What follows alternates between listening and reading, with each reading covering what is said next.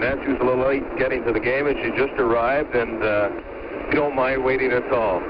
And also with me in this intermission will be Ron Rouge from the Armed Forces Network here in Europe. Nancy, all we can say is congratulations. Thanks, Phil. I know you're just as happy as everybody else. Now, I want to get back to a point about 2 years ago when I went up to Nelson. It was the middle of summer. It was 80 above, and you were playing soccer. Does this mean that you've got an almost 10, 11 month training program? Well, yes, you certainly have to think about it all year round. I think this goes in any sport at this international level now. It's full time if you want to get to the top. Can we talk about your 2 runs today? We'll talk about your first run. Were you going all out that first run, or just being a bit cautious, maybe? Well, actually, I think I wasn't really super confident the first run, that's for sure. And especially on the lower part where it was fairly steep and icy, I wasn't really sure of myself, and I probably played it a little cool. But you went out in that second run, did you? You went all out on that, I'm sure. Well, I had nothing to lose. What's the psychological disadvantage of being, well, you're almost a full second behind at that time, being behind like that? Do you have to go all out and just hope that you stay up, you don't fall? Yes, that's really true. And sometimes for me it works out to an advantage if I'm behind in the first run, because then I really fire one in the second run. But it's still as best if you go all out both runs, I think. Like grabbing a tiger by the tail, huh? Yes. Nancy, we noticed that quite a few of the girls fell on that second run. Was the course rough, or were they all like you trying that hard to catch up? Well, I think that in the World Championships and Olympics, all the girls in the first grouping anyway are going for a medal or to win, and they know that the best competition in the world there, and that everybody's going all out, and so you just have to go all out if you even want to be in the first 3. So I think that's what happened, was there just too many. And then again, some of the girls are pretty inexperienced. The American girls, for instance, the 2 young ones that were there, Judy Noggle and Kiki Cutter, who have been doing extremely well this year, they both, I think the pressure got them a little bit. And I was just going to say that the American team did come along well, didn't they, in these Olympics? Well, before, in the pre-Olympic races, the Americans were placing 3 or 4 or 5 girls in the first 15 in every slalom race. They really were doing well. And today, every one of them fell. And it's really a shame, because, in my opinion, they have some of the best slalom racers, but they just didn't make it down today. Ron, you have a question for Nancy? Nancy, I was just wondering, back in the early days of skiing, whether you had ever faced the situation that Judy Noggle did this afternoon in that second run, under that much pressure. Well, I think I faced the exact situation 2 years ago in Chile, because I was leading after the first run, and I fell in the second run because I got too nervous. In fact, Rod Hebron had the same thing happen to him, and I really can feel for her, because I know exactly what she's going through right now. Well, Thursday is the final day, Nancy. How do you feel about it? Well, I really like Giant Slalom, so. Yeah, I know it's your specialty. Now, do they change the course that much between the first and the second run? Is it a completely new course to you? Yes, they're 2 separate courses. They're set the day before. They're 2 completely separate courses. And today they were very different. The first one was quite fall line, as we call it, straight and fast, and very, because it was fast, it was tricky. The second course was much turnier and more technical, maybe, well, just a completely different course. Nancy, are the judges that strict when you hit the poles going by? What do they judge? Whether you went through the poles or brushed them as you were going by? Well, you're allowed to do anything to the pole. You're allowed to hit it, to knock it out, to splinter it in pieces, as long as your feet pass between the 2 dye marks that are on the snow, between the gates. And in fact, in this Olympics, they're testing a new system, some electronic system of assuring that every competitor does pass through the poles. Nancy, I think it's a great day for Canada. You won a silver medal, and for the first time, and I can't remember how long, Canada's leading Czechoslovakia by a score of 3-0. One last question. What do you think of the game? Oh, gee, it's terrific. It really is. The boys are really fired up tonight, and I think they'll do it. And after seeing the last period of the Russian-Swedish game today, too, Kremlin, I think he could beat them both, too. Well, Nancy, you started all this morning. Let's hope it keeps going for everybody else all week.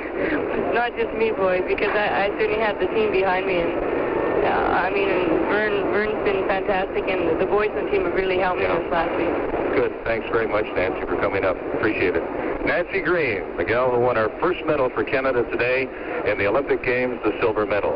This is your CBC network of the Olympics hockey broadcast.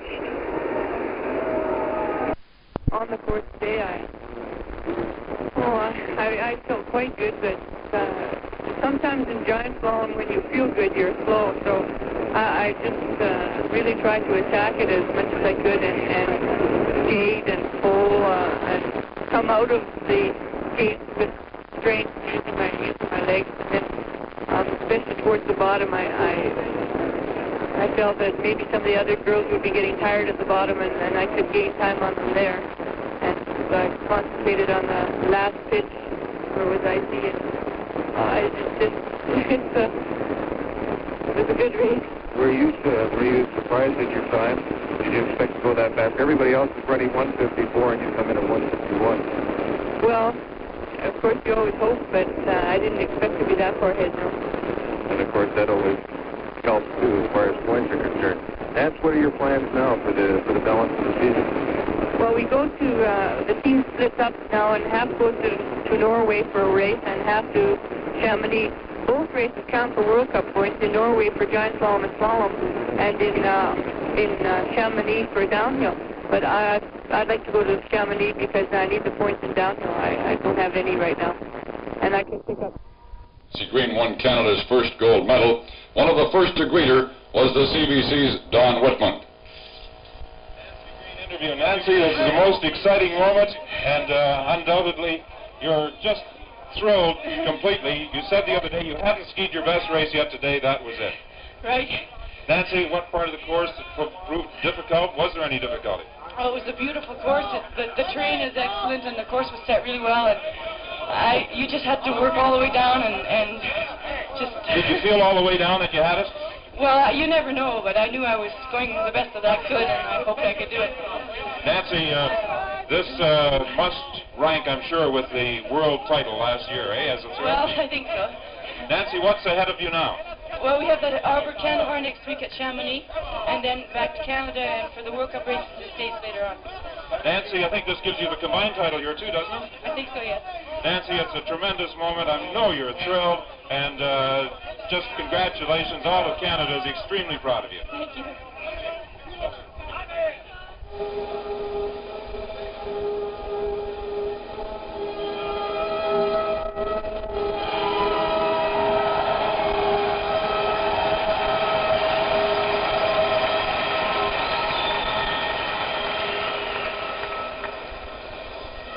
Compétition olympique de slalom géant dames.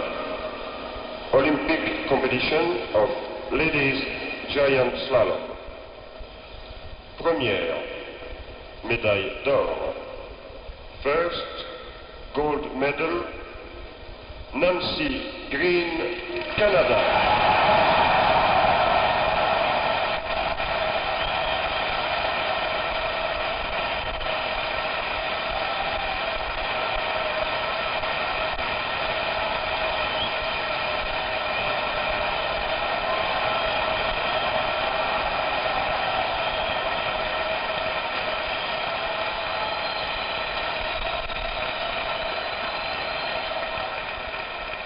Deuxième, médaille d'argent. Second, silver medal, Annie Famose, France.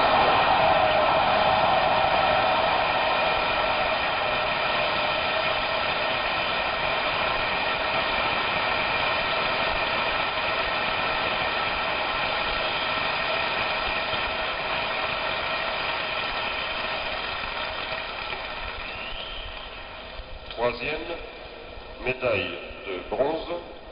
Third, bronze medal, Fernande Pochatet, Suisse.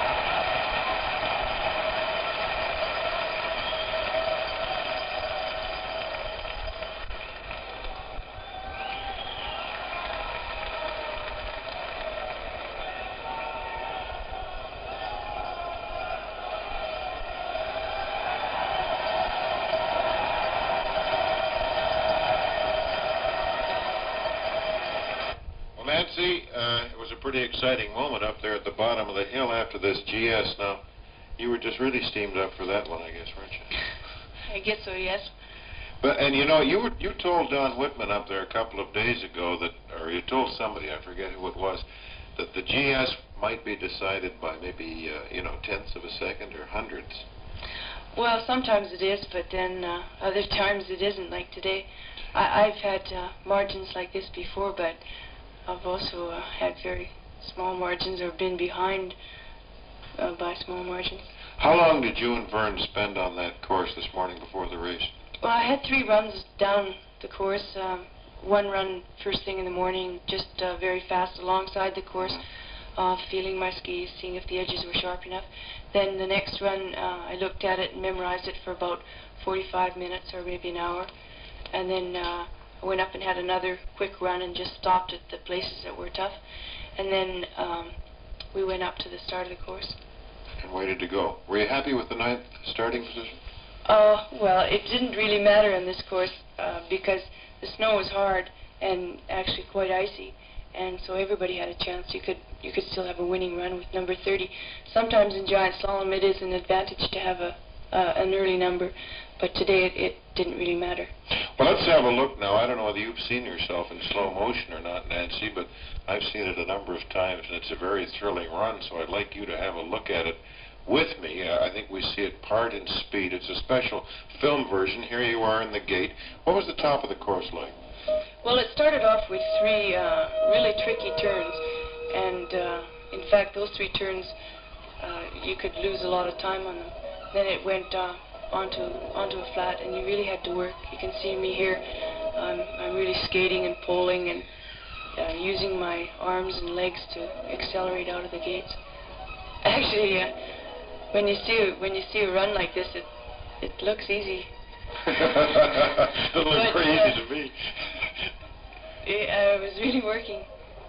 Now that part right in there, you had more speed than anybody else right in there. Well, that was a flat part, and you were just sort of sneaking through those gates, and you could hold your crouch as I did quite long, and actually it was a little hairy right there. I think we're going to go into a little bit of slow motion here now. Now, you worked this course. This is the last pitch, and this was one of the toughest parts because it was the iciest, and the gates were pretty tight. That was a tough one right there. Yes, that was the first one, and as Vern said, if I got that well, then I'd be set up for the others, and I got it all right. Well, you sure did, and you really worked this course. You must have liked it, eh? Oh, it was a terrific course, and really suited for me because it was a type of course that you had to work on, and that's what I'm best at, I guess. And 2.6 seconds of an advantage over anybody has got to be tremendous. Who's that, Billy McKay? Yes, Bill McKay from Edmonton. Oh, he's been a great help to me. He had a lot of trouble with his ankles last year, and so he's been taping my ankle all week. It was a long course, and all the girls were really tired at the end. I was too, and actually it's one of the longest Giant Slaloms I've ever run. Full mile, I think, Barrangi said there for a long course. Yeah. Usually they're about 120 or 130, and this was 150. That last 20 seconds it's pretty hard. Okay, well, we got a little something going here, Nancy. I think we have your father on the phone. Are you there, Mr. Greene? Yeah. We have your daughter sitting here in the studio with us, so I'll have a few words with her. Here's your dad, Rossland. Hi, Dad. Hello, Dad. Very, very wonderful. Oh. How do you feel? Thrilled. So are we, everybody. Oh, it's really exciting. It's just... I don't know what to say. Did he see the race when they were still on? Did you see the race, Dad, on TV? Hello? Hello? Dad? Yeah? Did you see it on TV? Yes, it did. Oh, it's skipping work, eh? I didn't go to work.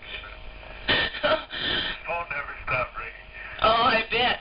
I tried to call you before, but the line was always busy. Always terrible. Trying to keep people out for the Christmas business. Did JAT get you? No, I haven't phoned them yet. Maybe you should. I'll phone the radio station tomorrow. But gee, it's been so hectic here. It's amazing. The press and the television and radio, they just take you away and you can't do anything. Well, it was quite queer feeling because we were sitting there wondering if you were going to call. And I said, well, what are we wondering for? She's down in the press, down in the box with the hockey players right now. Yes, we... Every motion and movement of yours was reported as you went over while the hockey game was on. Oh, geez, it was a terrific hockey game. We went down right after the prize giving was canceled up at the hill, so we left right away, and we got there about halfway through the second period. And they're playing so well, it's really a thrill. Very nice little talk you gave us to the inhibition there. Did you get any results from the fund? Have you got a telegram? No, not yet. The immediate reaction was a $5,000 donation to the fund. Really? From Jamaica. Oh, gosh, that's terrific. $5,000 to the Canadian Olympic Association. Half of this sum earmarked for the national ski team. Oh, that's terrific. Did you hear that? Kumiko donated $5,000 to the Olympic team. Where's your mother? Where's Mom? Is Mom there? No, I'm at the office. Oh, you're at the office? Oh. She's at the office. Oh, okay, great. Hello? Hello? Yeah. Well. I guess I better go. It's all right, Nancy, where is your next weekend? Pardon me? You coming back for Collingwood? Yes, we get to Montreal on Monday night, and I'll phone you then. Phone us from Montreal. Right. Okay, everybody will be looking for you in Collingwood then. Okay. All right, bye-bye, good luck, thanks. Bye. Bye-bye. Thanks very much, Mr. Greene. Very good. Righto. Good night. Nancy, thanks very much. You're going home to Montreal. What's your next event? Well, the next event is the Arbor Kandahar in Chamonix for me, and part of the team are going up to Oslo, Norway for a Giant Slalom and Slalom. Then we go to Montreal. We arrive there Monday night and travel to Ottawa Tuesday and have an exhibition fundraising night slalom there Tuesday night, and another one at Mont Habitant just north of Montreal on Wednesday night, and then we head for Toronto and Collingwood for the Canadian Championships the following weekend. All you people in the Ottawa and Montreal areas, take note of that. Thanks a lot for coming in, Nancy. Oh, thanks, Ted. Enjoyed it. Whenever you are with us as Miss Central Toronto. To pledge our troth, we will be making in your name a donation of $1,000 to the National Ski Team Fund.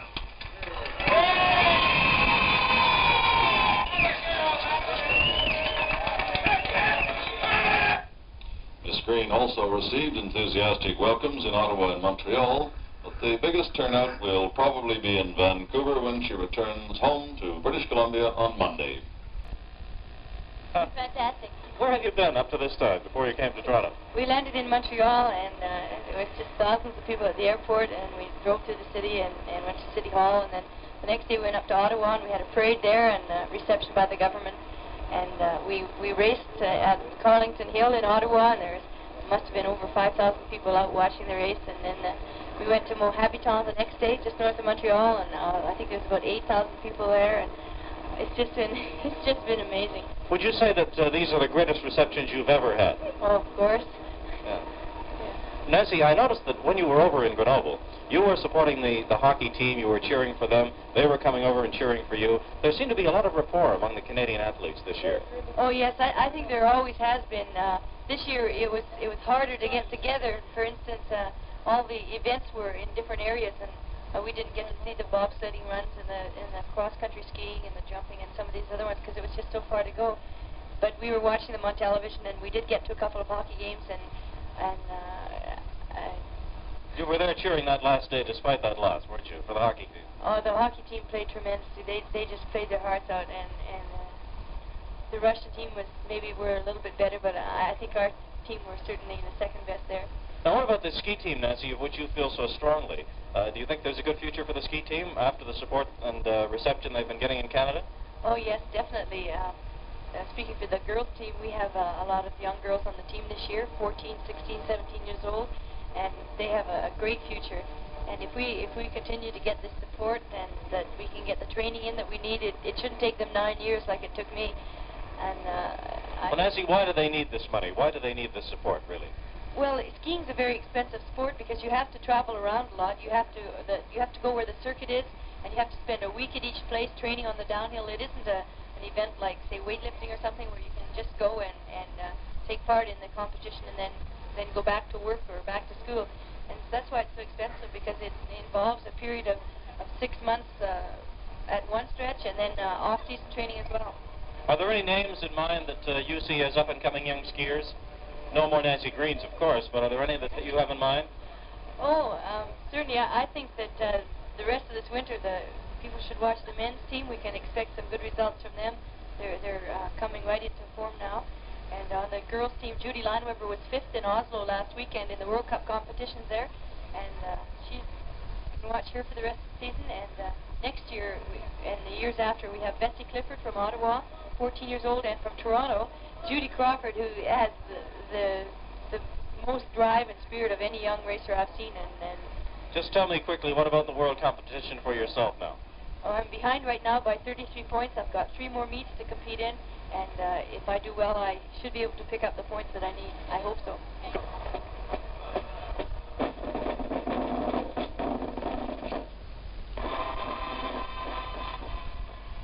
I'd just like to explain to you as we continue on that Nancy Greene and I are not the greatest pantomimists in the world. That film is out of sync, and it has turned into a bit of a problem for us. But what we're seeing now, and we'll be able to follow the rest of the tribute from this position, from Union Station up Bay Street to the City Hall, is the tribute that was paid by the people of Toronto to Nancy Greene on Thursday noon hour. There were about 15,000 people lining the streets. The Bay Street Barons were throwing confetti out of the windows down onto Nancy and the 2 school bands and Toronto Police Pipe Band along the route.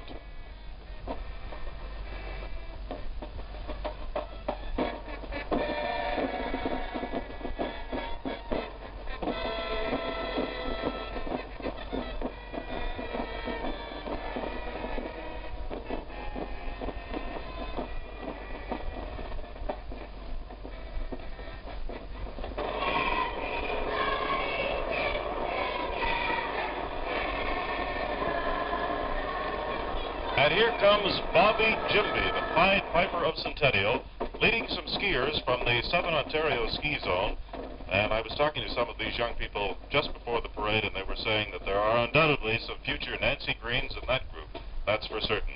Incidentally, the International Ski Federation is considering censuring Olympic champions Nancy Greene and Jean-Claude Keely of France for contravening Olympic rules on amateurism. This means that Nancy and Jean-Claude have been accepting too many gifts since the ski championships. However, I would say that Nancy's traveling in good company, wouldn't you? And what's she supposed to do? Are we to be prevented from giving her gifts? And is she to give them back? Nancy Greene, our racing queen. Toronto City Hall. Metro Chairman William Allen said that Nancy Greene should become Miss Metro Toronto whenever she visited this city, and there was a loud roar of approval from the crowd upon that suggestion.